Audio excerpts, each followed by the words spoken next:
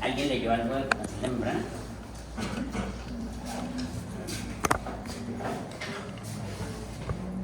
¿No? ¿Qué es energía potencial? Lo que mencionamos en la clase Es anterior. que no sé cómo decirlo. Era que básicamente, yo de lo que entendí de la gaita, era que el potencial como tal era como esa diferencia entre la electronegatividad y la electropositividad que existe entre el espacio intracelular. Entre el espacio interno y extracelular, exactamente. ¿Por qué le decimos energía potencial? Ya la clase anterior, digamos, dejamos como entredicho que la energía potencial es la energía que guarda un componente a un lado de la membrana, en este caso un elemento químico, un ion, y que solamente, al igual que el marcador, espera que haya un momento para pasar, y en ese momento en el que se libera y se puede generar ese cambio, eso se libera la energía potencial. Es decir, esa energía potencial viene dada por unos gradientes. Un gradiente de concentración, que vimos que cuáles son los principales iones que están involucrados en el potencial de membrana.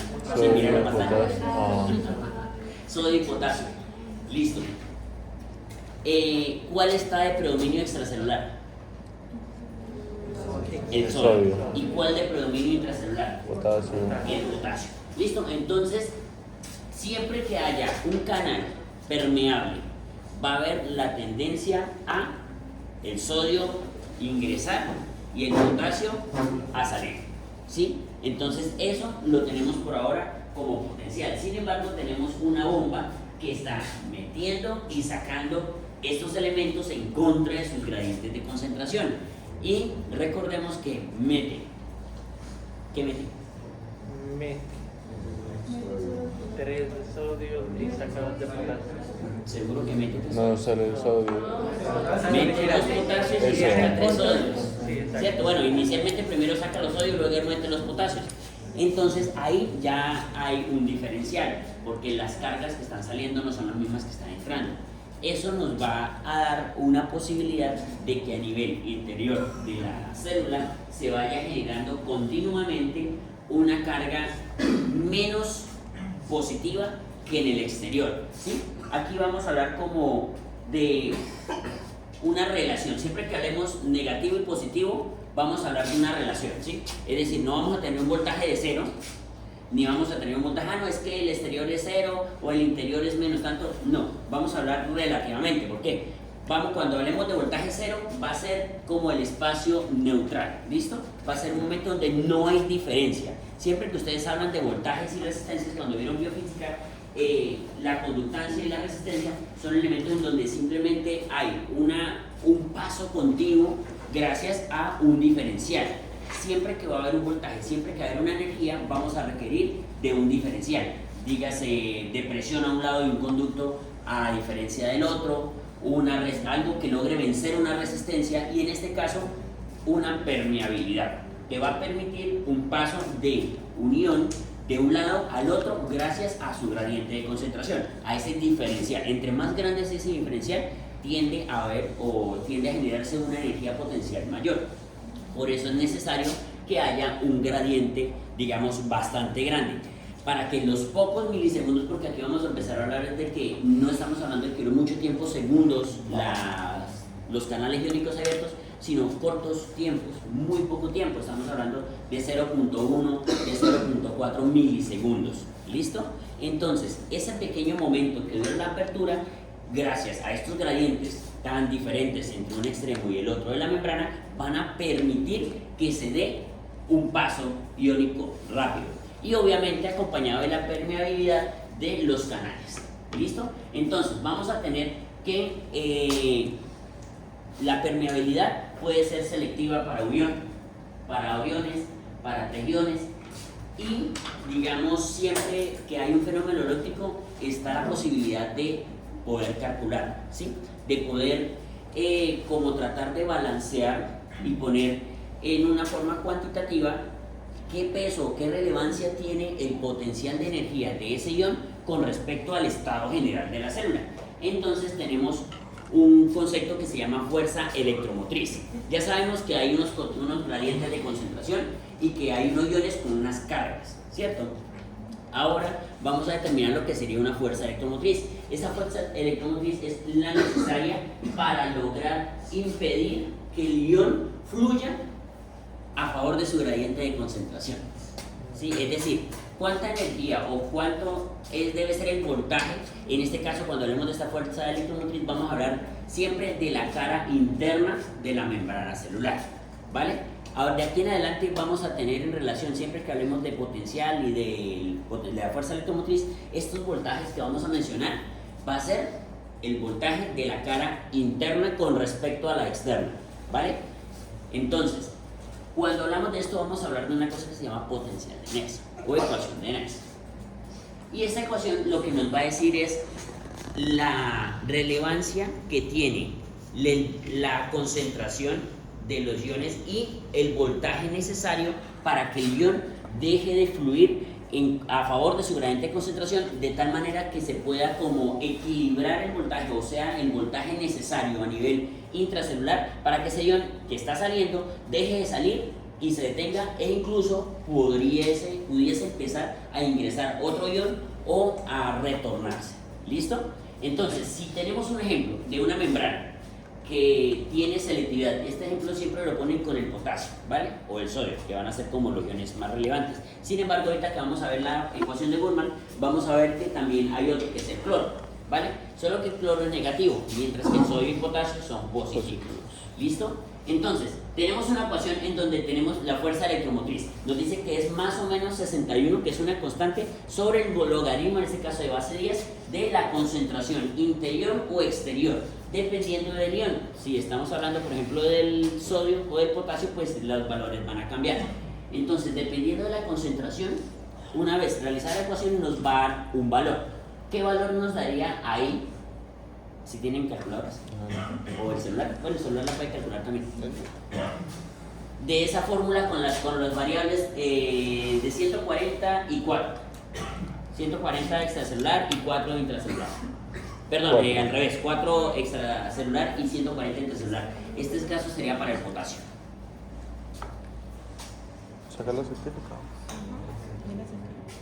Ah, sí. Con 61. Hagan la división y, bueno, tienen que calcular el 61 y el logaritmo del resultado de la división. 144. ¿Usted puede hacerlo todo, verdad? 34.18. O bueno, 2. Exactamente. Entonces, este valor lo vamos a tener nosotros ahorita por aquí adelantico. Ahorita se los muestro. Ahí está. 94. ¿Listo?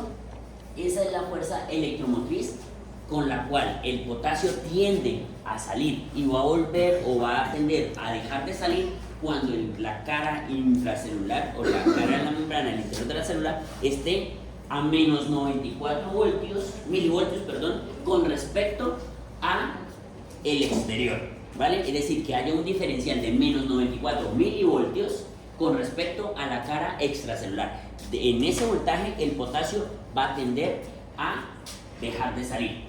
¿Listo? Y ahora prácticamente esto mismo va a suceder con el sodio y con el cloro. Entonces, ¿qué es lo que nos indica que el potencial de Nernst o la ecuación de Nernst, la fuerza electromotriz, es positiva si el ion que difunde hacia fuera de la célula es negativo? Y es negativa si el ion que difunde fuera de la célula es positivo. ¿Qué quiere decir eso? ¿Qué? Sí, pero ¿por qué? ¿Por qué creen ustedes que es invertida la relación entre que es positivo si el ion que sale es negativo y es negativo si el ion que sale es positivo? Explícalo más. Pues la explosión mineralmente cuando es negativa tiende a abrir los canales. Sí, bueno, en eso, en cuanto a la expresión, eso lo vamos a ver ahorita. No, pero ¿por qué decimos que el valor es positivo o negativo y varía inversamente de acuerdo a la polaridad del ion que está saliendo? Por el movimiento basado en cargas. Explícalo más. Sí, se supone que afuera es más negativo y porque adentro es más negativo. No. Más negativo Sí, con perdón, respecto a afuera. negativo con respecto a positivo, perdón, sí. Entonces, como usted nos dijo hace como 2 clases, el movimiento va a depender de las cargas y la concentración presentes, o presentes por el gradiente de líquido intracelular y líquido extracelular. Entonces ese movimiento va a generar un gradiente químico, un gradiente de concentración, un gradiente químico, o sea, un gradiente electroquímico, el cual va a mover los átomos. Cerquita, más o menos es así, pero ¿por qué? Porque si el ion que sale es negativo, vamos quitando valor a esa carga negativa que hay interna. Recuerden que el medio interno y externo siempre van a tender a equilibrarse. Si no hay concentración, eléctricamente, ¿sí? Va a tender a haber un equilibrio eléctrico.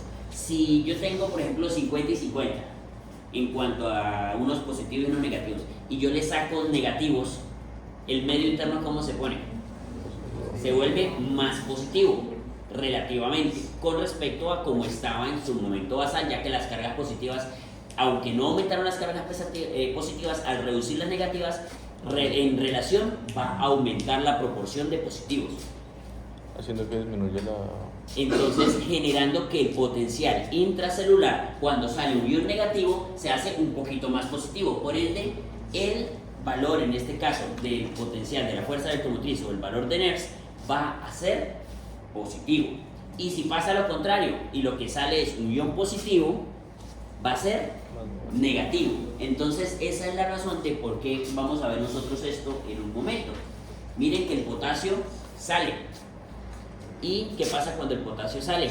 Hace más negativo y por ende el resultado es menos 94. El sodio ingresa, se vuelve el medio interno un poquito más positivo. El resultado es más 61.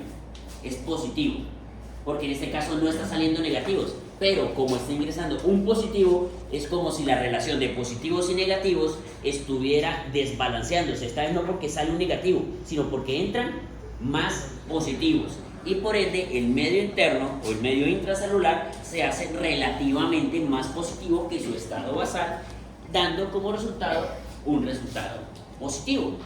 Mientras que cuando empieza a sacarse el sodio y a ingresar potasio, como hay una salida mayor de sodio que el potasio que ingresa, la ecuación da como resultado un potencial negativo, pero mucho más pequeño, que la diferencia es apenas de un ion en cada ciclo de la bomba, lo que nos contribuye a un menos 4. ¿Listo? Entonces, más o menos claros acá. ¿Me hice comprender? ¿Sí? ¿Seguros? ¿Completamente? ¿Podría repetir? Tenemos una membrana selectiva. Siempre que vamos a hablar de ecuación de Nernst o el potencial de Nernst, vamos a hablar de esta parte. ¿Listo? Esto es extracelular, esto es intracelular. Vamos a hablar del voltaje al interior de la célula, la variación que se va a dar de acuerdo al ion que ingrese o que salga. ¿Listo? Hay lo que nos dice, si un ion, aquí tenemos 4 iones positivos, 4 iones negativos como ejemplo, ¿sí? Si el ion que sale es negativo, quedan 4, 3. El medio interno se hace ligeramente más positivo. Por ende, la ecuación nos va a dar un potencial de Nernst, o una ecuación, el resultado de la fuerza electromotriz nos va a dar un resultado positivo.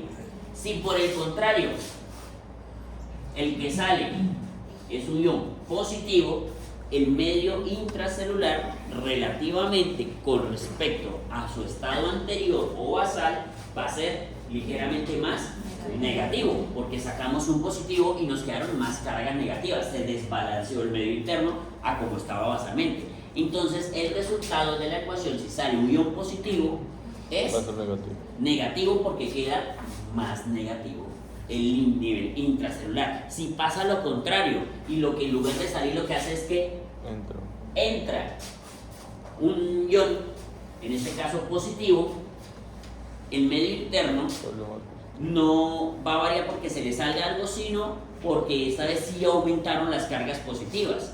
Por ende, va a haber un resultado positivo, y eso es lo que vemos ahorita con el sodio. El sodio no sale, el sodio ingresa, pero al ingresar el sodio, como el cloro no está ingresando y el cloro se mantiene igual, relativamente aumentan las cargas positivas, haciendo el medio intracelular relativamente más positivo con respecto a cómo estaba. El potencial de Nernst lo que nos está indicando es qué tan positivo tiene que estar el nivel intracelular para que el sodio deje de fluir. Es decir, el sodio extracelular al intracelular, a pesar de que afuera hay más concentración que adentro, el sodio dejará de fluir cuando el medio intracelular esté a más 61 milivoltios. Así haya todavía una diferencia grande entre intra y extra. Si el medio intracelular está a más 61 milivoltios, ya la fuerza que va a mover esos iones no va a ser la concentración de ambos, que aunque haya una diferencia, no se van a mover porque ya en respecto a sus cargas, en este caso por eso le llamamos fuerza electromotriz, porque ya vamos a involucrar el potencial eléctrico, va a repeler las cargas positivas, porque una carga positiva y otra positiva se repelen, mientras que un medio negativo atrae cargas positivas, un medio positivo atrae cargas negativas. Por ende, ese potencial o esa ecuación de Nernst lo que nos indica es el voltaje al que debe estar el medio interno, el medio intracelular, para que la carga, bien sea si es potasio, deje de salir, y si es sodio, deje de entrar, o si es cloro, deje de salir o deje de entrar. En este caso deje de entrar porque el sodio extracelular es mayor que el intracelular. ¿Listo? ¿Mejor? ¿Más claro? Excelente. O sea, lo que nos dice es simplemente para evitar que los iones fluyan a favor de su gradiente de concentración. Claro, es la energía, el voltaje que debe haber a nivel interior para que los iones dejen de fluir a favor de su gradiente de concentración. Es decir, aunque todavía hayan 140 y adentro hayan 4, la diferencia sea enorme, si el medio intracelular ya tiene ese más 61, a pesar de esa diferencia de concentración, el sodio no entrará, porque ya adentro está muy positivo y ya no va a permitir más cargas positivas, sino que por el contrario pueden empezar a Como que se salir. repele. Sí, claro, ya no van a entrar. Ok. Listo, entonces miren que ya el movimiento no se va a dar solo por concentración, sino por potencial eléctrico. O sea, a eso lo denominamos fuerza electromotriz. ¿Listo? El potencial, bueno, a través de la membrana, ya lo vimos exactamente, la definición de un ion particular, esa es la definición de lo que sería la fuerza electromotriz. Pero resulta que la membrana no solamente es permeable a un ion, entonces tenemos que tenerlos todos en cuenta. Entonces, aquí está la fuerza electromotriz, pero esta vez por la ecuación de Goodman. La ecuación de Goodman tiene en cuenta dos cosas: la concentración y la permeabilidad de la membrana a ese ion específico. Aquí cuando hablan de la polaridad de la membrana a cada ion, pues obviamente es algo relevante si hay o no permeabilidad. ¿Listo? Pero en especial va a tener en cuenta la concentración y la permeabilidad. ¿Listo? Una vez determinados los factores, eso nos va a dar un voltaje, ¿vale? Y ese voltaje es el que nos va a indicar más o menos en cuánto se encontraría en equilibrio el medio interno, el medio extracelular, cuando la permeabilidad de la membrana no es selectiva a un solo ion, sino que tiene pues obviamente un movimiento de múltiples iones. Y por eso es que con esta nos permite calcular un solo ion y con esta múltiples iones. Entonces, es algo parecido a lo que vemos acá. Aquí lo que estamos haciendo es simplemente documentando lo que Gayton describe como un experimento en el que colocan una micropipeta a nivel intracelular y un electrodo en la parte externa, buscando medir el diferencial y buscando evidentemente medir la constante o el cociente, perdón, en este caso el cociente que habría de variación de electricidad entre un ion, pero el cociente entre la relación que hay extracelular e intracelular, y eso es lo que nosotros vemos acá. De hecho, si ustedes miran este resultado, este sería el resultado que les daría en el cociente que tiene la ecuación de Nernst, antes de que determinen el logaritmo y luego sí lo multipliquen por la constante de 61, que puede ser positiva o negativa. ¿Listo? Entonces, en este caso vemos por qué por lo menos la diferencial entre el sodio es tan pequeña, es tan grande, perdón, y la diferencial del potasio es una relación un poco más variada, ¿vale? Entonces, eso es lo que nos muestra acá. Estos son como los valores de referencia. Recuerdan que hace unos días en la clase, en la anterior, no creo que fue la anterior, donde les mostré la tabla, Miren que inclusive dentro de Gayton los valores que están en esta gráfica no son los mismos que estaban en esa tabla en aquel momento, variaron. Entonces, por eso les decía de los rangos, para que lo tengan en cuenta, de que inclusive en el mismo libro van a variar un poquito. Ahí ya nos hablaban de que el sodio extracelular era de 140 en el 1 y aquí de 142, y nos va a variar un poquito, de que el sodio intracelular era de 10 y aquí nos están diciendo que es de 14. ¿Vale? Entonces, para que lo tengan en cuenta, que esta referencia inclusive dentro del mismo libro a veces varía. Esto varía porque probablemente no analizaron la gráfica con respecto a la edición anterior, y eso lo van a ver, que de hecho se va a hacer un poquito confuso. Que las gráficas, algunas gráficas obedecen a la Gayton edición anterior, que nos hablaba de que el voltaje es de menos 90, pero en la edición, en la nueva, que es la que estamos usando, textualmente nos describe que es menos 75, ¿vale? Entonces, para que lo tengan en cuenta. Y dependiendo de la literatura, igual sí hacen una aclaración y nos colocan una tabla en donde nos indican que los voltajes en cada célula pueden variar. No es lo mismo una neurona que una célula muscular, que una célula cardíaca, o que una célula inmunológica, o que una célula del tejido epitelial, ¿vale? Entonces va a variar el voltaje y el potencial, tanto el potencial de membrana como el umbral. ¿Listo? Entonces, ahorita vamos a ver lo que sería el potencial y el umbral. Tenemos unos canales, que son los canales de fuga. Esos canales de fuga son los canales que están constantemente permeables al potasio y al sodio. Sin embargo, la selectividad de estos iones al potasio es 100 veces mayor que la selectividad que tiene el sodio. Es decir, recuerdan que en algún momento hablamos de que un canal era selectivo, pero que aún así podían pasar iones de otro tipo. En este caso estamos hablando de un canal de potasio, pero que a pesar de eso pueden salir iones de sodio. Simplemente que la selectividad o la permeabilidad que este canal tiene a los iones de potasio es mucho mayor que los iones de sodio. Es decir, por cada 100 o 200 iones de potasio que puedan salir, se le puede fugar o se le puede salir por ese mismo, empleando el mismo canal, un ion de sodio. ¿Listo?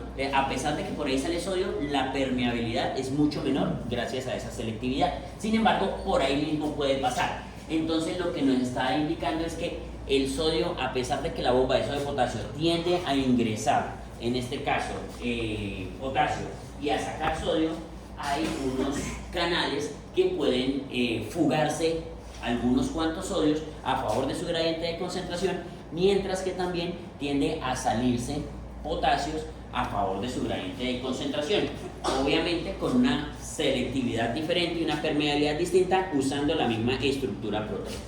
¿Listo? Ahora tenemos un potencial de membrana. Entonces, la sumatoria de este potencial nos va a dar aproximadamente menos 90, que sería como el potencial de membrana, y dependiendo de la literatura en donde lo sumen o donde lo valoren con los valores de electrolitos, nos va a dar un potencial de membrana. ¿Listo? Este potencial de membrana que nosotros estamos viendo, miren, de hecho lo mismo que les decía, aquí nos dan un potencial de menos 90 que coincide con la ecuación, pero los valores pueden variar dependiendo de los iones que hayan intra o extracelular. Entonces, aquí lo que estamos haciendo es cuál es la contribución del potencial, es decir, de las cargas que hay intracelulares de los iones para contribuir a ese estado basal, a ese estado de reposo que tendría la célula, ese estado de reposo que posiblemente vamos a denominar como fase 0, en el potencial de acción, que es lo que más nos va a interesar en un momento.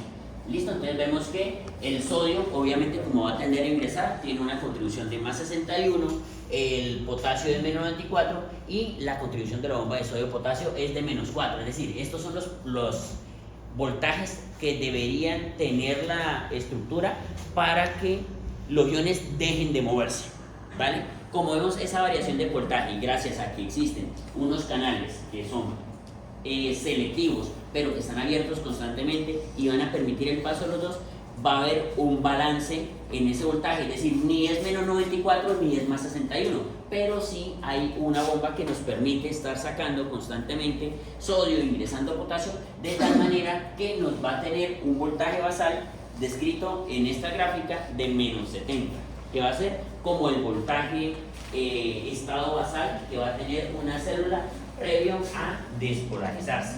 ¿Qué es despolarizarse? Alguien diferente al compañero. Que igualar las casas, ¿no?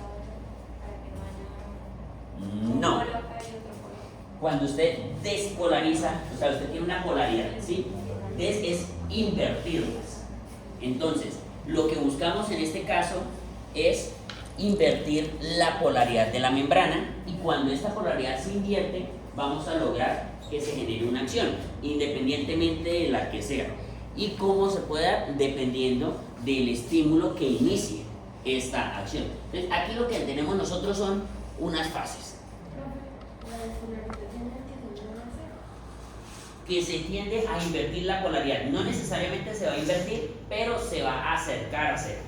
Acercar a cero partiendo del punto de que el cero va a ser un balance, es decir, va a ser el punto en donde hay neutralidad, donde tanto intra y extra va a estar igual. ¿Listo? Entonces estos voltajes, a eso me refería, porque estos voltajes son valores relativos.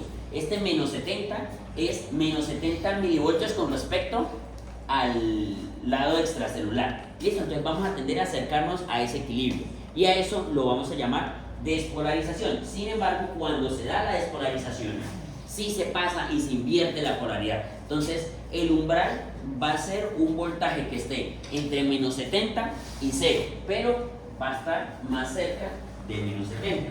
¿Qué quiere decir este umbral? Hay una teoría que lo denominan como todo o nada. ¿Sí? ¿La han escuchado? ¿La vieron en biología celular, cierto? Sí, Sí, el todo o nada. sí. Que No. básicamente si en la despolarización, si no llegamos con un cierto umbral mínimo, no pasa nada. Exactamente. Pero si se cruza, se dispara automáticamente hasta el punto máximo. Exactamente. Es decir, tenemos una gráfica. ¿No lo vieron en biología?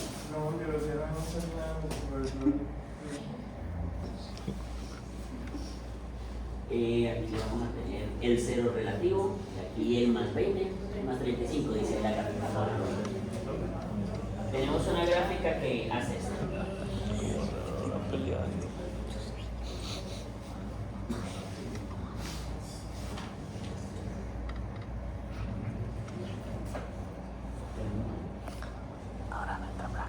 Aquí va a variar el umbral dependiendo de la versión de Gator que lea y dependiendo de la literatura que lea. ¿Listo? En la de ahorita está en menos 55. Entonces, tenemos una gráfica, ¿sí? Esta gráfica lo que nos está mostrando es, vamos a hacer aquí una línea también, perdón por la rectitud, pero bueno. Esta gráfica lo que nos quiere mostrar es que tenemos unos estadios con unos voltajes intracelulares. Para poder documentar esto, vamos a conocer esta parte como fase 0, un estado basal. ¿Listo? Luego lo vamos a ver como fase 1, fase 2. En el ciclo cardíaco vamos a ver que existe una fase de meseta y luego una repolarización adicional, que eso va a ser cuando vemos una célula cardíaca que llega acá, pero luego aquí se va a generar como una meseta, y luego sí otra repolarización tardía, ¿vale? Entonces vamos a tener una repolarización temprana, una meseta y una repolarización tardía, pero en esta solamente despolarización y repolarización. ¿Listo? Esta es la célula básica general. Mientras que tenemos este estado basal de menos 70, menos 95, menos 90, dependiendo de la literatura y dependiendo del tipo de célula, va a tener un umbral.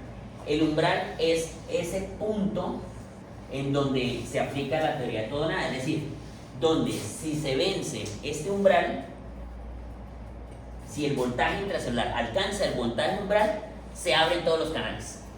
¿Por qué? Porque resulta que existen unos canales que los vamos a ver aquí, que son canales de estos, canales activados por voltaje o dependientes de voltaje.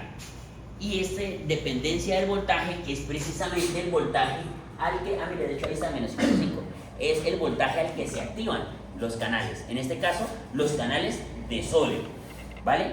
Pero los canales de sodio y de potasio se activan al mismo voltaje, solamente que vamos a tener dos valores a tener en cuenta: voltaje y tiempo.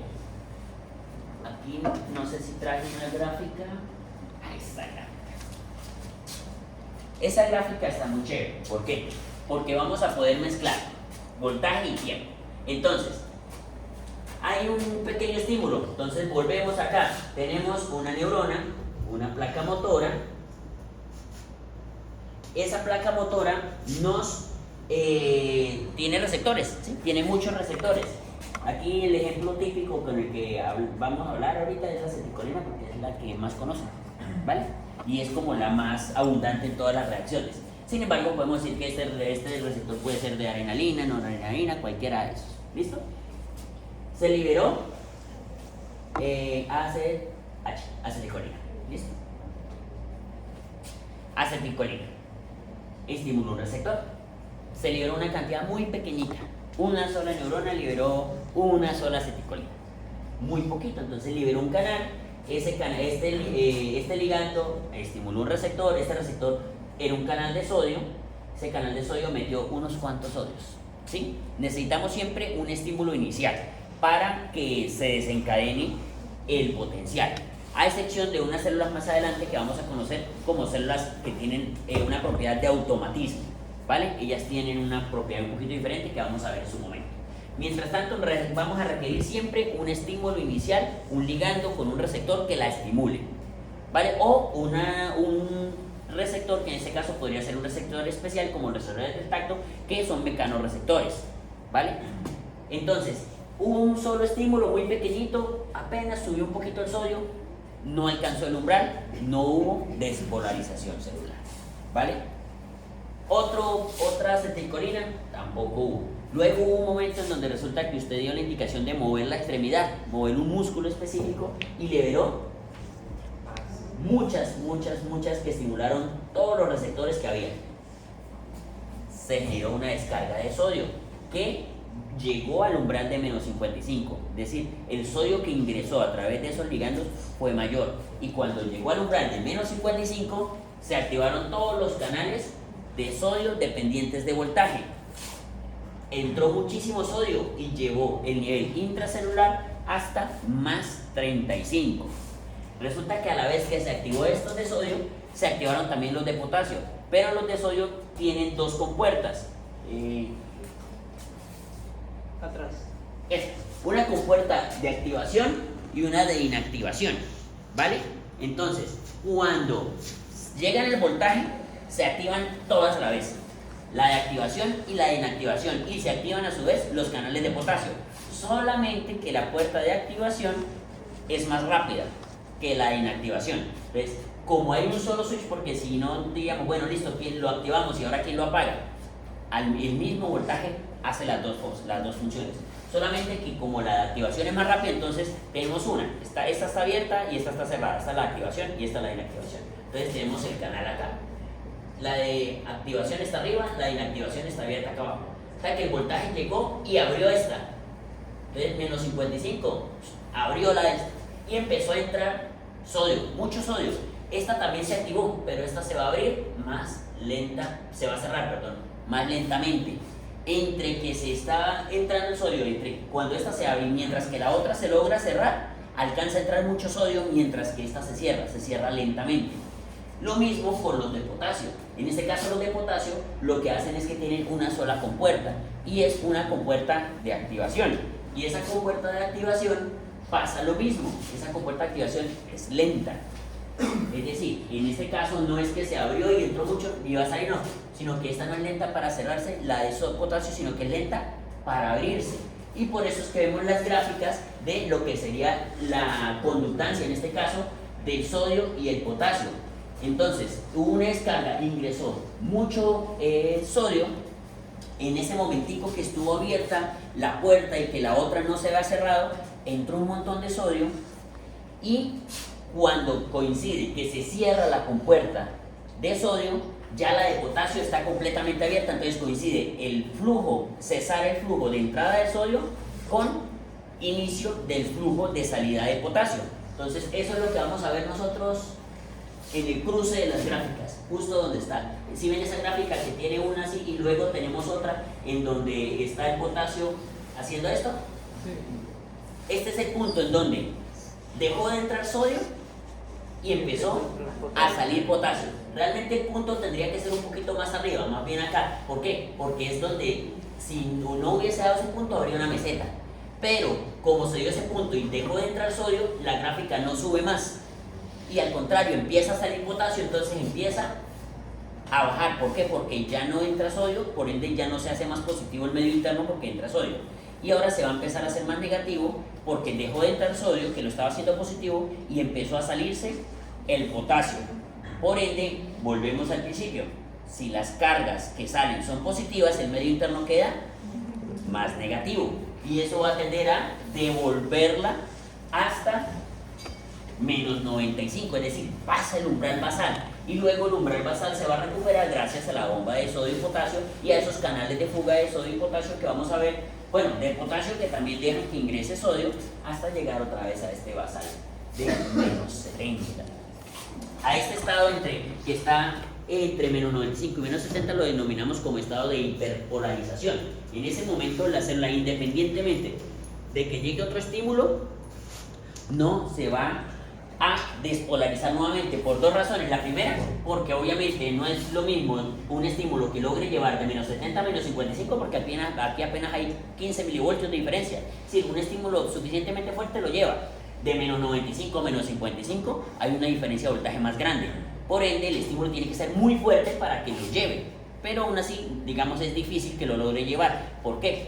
Porque entre que este llegue a menos 70 y vuelva otra vez al umbral a menos 70, de menos 5 a menos 70, hasta que llega a ese menos 70 es donde las puertas de activación del sodio vuelve y se cierra, y vuelve y se, o sea, la estructura de los canales vuelve a su estado basal, es decir, hay la posibilidad de que se vuelvan a estimular. Mientras que no vuelvan a estos voltajes basales, no va a ser posible que se vuelvan a estimular porque la puerta de inactivación está cerrada y la puerta de activación está abierta, y luego van a estar cerradas las dos, y en el caso de este la puerta va a estar abierta y por ende va a estar saliendo potasio, y no va a haber forma de que, a pesar de que le ingrese mucho sodio, el potasio está fluyendo hasta el momento en que el canal de potasio se vuelve a cerrar, vuelve otra vez a estar en un estado basal, ¿sí? Entonces el flujo de iones al lado y lado nos va a dar un umbral, un estado que vamos a conocerlo como un estado refractario, un periodo refractario, en donde a pesar de que haya otro estímulo, no va a ser suficiente para estimularlo. Sin embargo, hay otro momento en donde llaman como un estado refractario. En alguna literatura describen dos estadios, un refractario absoluto y uno relativo, en donde el relativo nos indica que si hay un potencial más fuerte, podría llegar a estimularse nuevamente, y en cambio en el absoluto, así haya un estímulo muy fuerte, no se va a despolarizar la célula. Y esos son periodos que cuando damos ciclo cardíaco nos va a ayudar a conocer por qué, digamos, se disminuye o por qué el que manda en la frecuencia cardíaca es el nódulo sinusal, exceptuando en ciertas ocasiones. ¿Listo? Cuando damos las células del automatismo cardíaco. Entonces, más o menos me hice explicar adecuadamente sobre el potencial de acción. ¿Sí? Comprendido el potencial de acción, cómo se inicia, cómo se da la apertura y cierre de canales. ¿Preguntas, dudas, sugerencias? No. Entonces, esta es la relevancia. Por eso es que nosotros debemos conocer ese potencial electromotriz, y a su vez debemos conocer los voltajes o los potenciales de cada una de las células. Este voltaje de menos 70 va a variar de una célula a otra, y este umbral también va a variar de una célula a otra. Hay células con potenciales basales mucho más pequeños, es decir, hay células que el potencial umbral es, por ejemplo, menos 60. ¿Sí? Entonces hace que sea mucho más fácil de estimular. O hay células que tienen este menos 70 como basal, pero el umbral está en menos 65. Entonces lo mismo, el basal está en menos 70, pero el umbral es mucho más cerca. Por ende, son más sensibles a que un estímulo más pequeño las despolarice. Y eso pasa con las células que son autónomas. Por ejemplo, nódulo sinusal. Una célula normal tendría que hacer este recorrido, y la célula cardíaca se demora un poquito más por esta meseta, mientras que el nódulo sinusal, al tener una menor diferencia entre el umbral y el estado basal, ella solita, con estas pequeñas variaciones que tiene el sodio y el potasio que constantemente están entrando y saliendo, esas pequeñas variaciones hacen que el umbral o el estado basal de la célula no sea a una línea recta, sino que el estado basal sea así, hasta que llega el momento de una pequeña ingreso adicional, inicia y despolariza toda la célula. ese ingreso adicional precisamente que permite cruzar el umbral sería el de fuga, por ejemplo. Sí, sí, claro, o sea, O- simplemente el ingreso de esos iones y el de fuga de potasio que nos va a permitir mantener este valor. Aquí en el nódulo sinusal vamos a tener una diferencia. Van a ver, ahí también va a estar involucrado el calcio. Ah, ¿Listo? El calcio también va a contribuir. Entonces, si nosotros vemos esta característica de que no es una línea recta y de que espera un estímulo para desencadenar, sino que ella solita puede buscar llegar al estímulo, es una característica de las células autónomas que, como lo vamos a ver un poquito más adelante en la clase de automatismo de células autónomas, van a haber unos canales de sodio y de calcio también que van a estar involucrados en que la célula haga este proceso y ella solita llega otra vez a su estado, de tal manera que se hace rítmica, es decir, de que la frecuencia es constante y eso nos da un ritmo, una frecuencia rítmica. Esa frecuencia rítmica nos permite ciclos, nos permite una contracción continua y constante, más o menos al mismo tiempo uno del otro, y por eso es que nosotros tenemos una frecuencia basal que, si nos toman un electrocardiograma, vamos a tener 70 latidos por minuto y la distancia entre un complejo y otro complejo es exactamente la misma, porque este tiempo es el mismo, porque es gracias a este tipo de umbral y este tipo de potencial, ¿vale? Pero ese potencial lo vamos a ver un poquito más adelante. Por ahora me interesa que sepan, que conozcan la fase 0, fase 1 y fase 2 del potencial de acción de una célula, en este caso sería una célula nerviosa. ¿Listo? Que va a ser la que tiene este potencial de acción. ¿Alguna pregunta? ¿Duda? ¿Sugerencia? ¿Reclamación? Gracias.